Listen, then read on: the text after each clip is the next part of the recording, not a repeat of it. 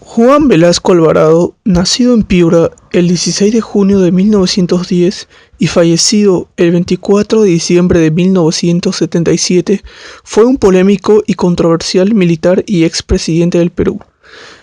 Para ahondar en el análisis de su época dictatorial, es importante revisar los antecedentes y mencionar al exmandatario Fernando Belaúnde Terry, donde en su mandato ya había una crisis general en su sistema capitalista, como explaya Luis Domínguez Romero en el libro Nacionalismo en el Perú, recopilando así el siguiente hecho de un intento de cambio de importaciones por procesos industrializadores, que tendió a fallar por la dependencia a importaciones, causando inestabilidad social y posterior devaluación de la moneda, en ese entonces el sol.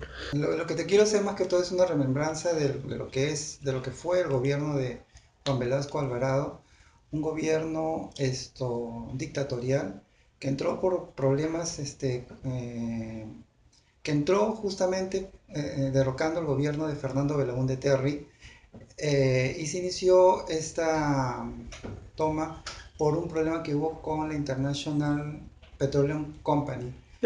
Sí, ahí empezó el problema, porque el gobierno de Belaúnde Terry le cedió muchas concesiones a esta petrolera norteamericana, ¿no? Y le restó importancia a la petrolera peruana, una petrolera nacional, quitándole una serie de beneficios. Fue allí cuando reventó el asunto en el gobierno de Fernando Belaúnde Terry, y más o menos en octubre del año 1968,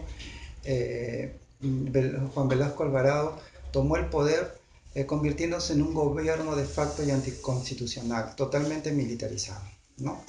Entonces, haciendo un paralelo con gobiernos actuales, en realidad he encontrado más similitud con el gobierno de Alberto Fujimori, digamos, entre su último periodo del expresidente Fujimori, ¿no? Cabe resaltar que la punta del iceberg División. fue la desaparición En 1966, jefe de Estado Mayor del Ejército, comandante general un año más tarde. Y en 1968, el tope del escalafón militar, jefe del Comando Conjunto de las Fuerzas Armadas. Le quedaba un escalón más que él se autoasignó. El golpe. Ese fue su destino final. Habitante de la polémica, Juan EPF. El resto es explicado en breves líneas por Héctor Béjar.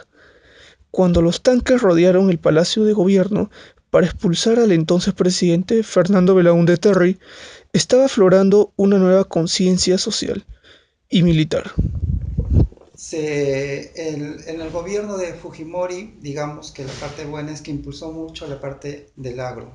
Y recordemos que en el gobierno de Velasco se impulsó la reforma agraria, ¿no? En el año de 1969, el 24 de junio, ¿no? Por eso que se formalizó esa fecha, como la fecha del Día del Campesino, el 24 de junio, ¿no? De ahí hasta a la actualidad se conmemora esa fecha como el Día del Campesino. Y Fujimori también dio bastante auge y bastante fuerza a la parte pues agraria, ¿no? Luego, la parte negativa del gobierno, tanto de Velasco como el gobierno de Fujimori, es que se confiscaron medios de comunicación, y medios muy importantes, como decir El Comercio, el Última Hora.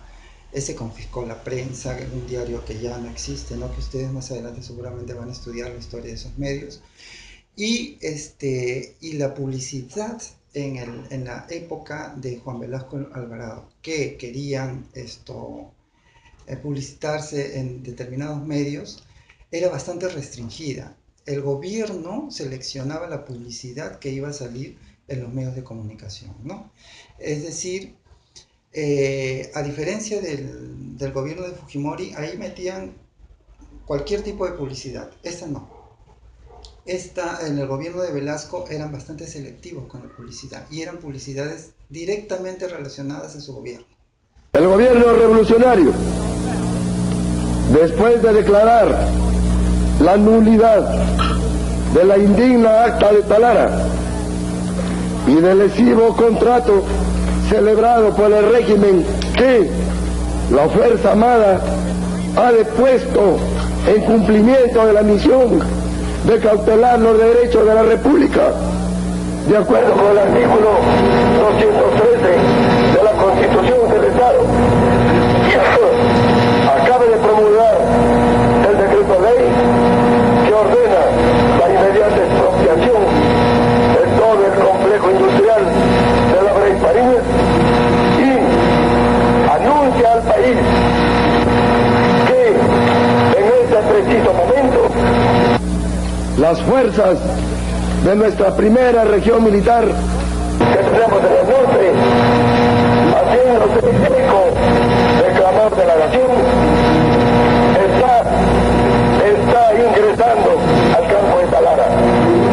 El chino, antiimperialista, adopta medidas con el objetivo de solucionar el caos económico, erradicando el entreguismo e implementando las reformas estructurales que tanto aclamaba el pueblo, haciendo lo siguiente. Instaura el Plan Inca, con la meta de eliminar el sector oligárquico y posteriormente la integración de la población mediante propias medidas socialistas. Rechazó el Acto de Talara, logrando nacionalizar los pozos petroleros de Pariña y Las Breas.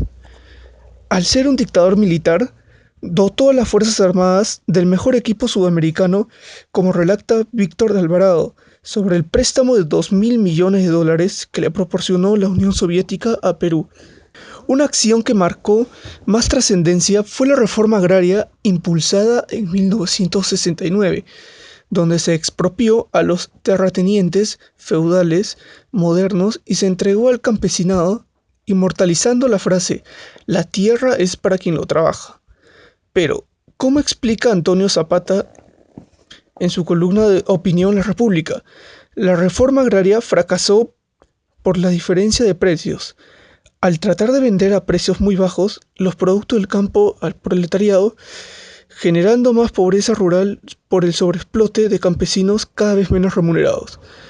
Si bien el controversial Velasco Alvarado tuvo la utópica ilusión de un país netamente nacionalista, sirvió como bases para futuros gobiernos con mayor conciencia e inclusión social y la posterior dominancia de las clases medias.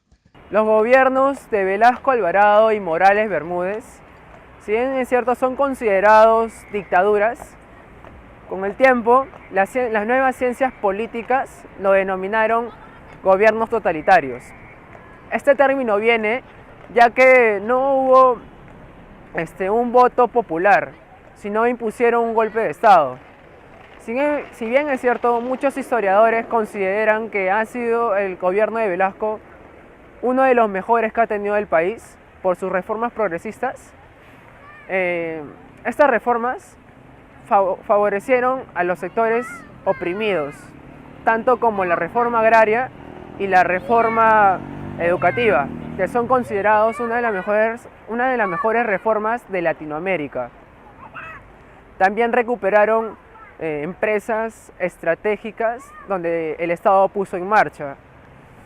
El Estado había formado una equidad, estaba en un momento constante, hasta que ya prácticamente algo paternal, porque inhibió también a Sendero Luminoso, ya que en ese tiempo Sendero se formaba y proponía discursos antigamonales que con ese discurso no favoreció o no ayudó o no se dejó influenciar la misma sociedad.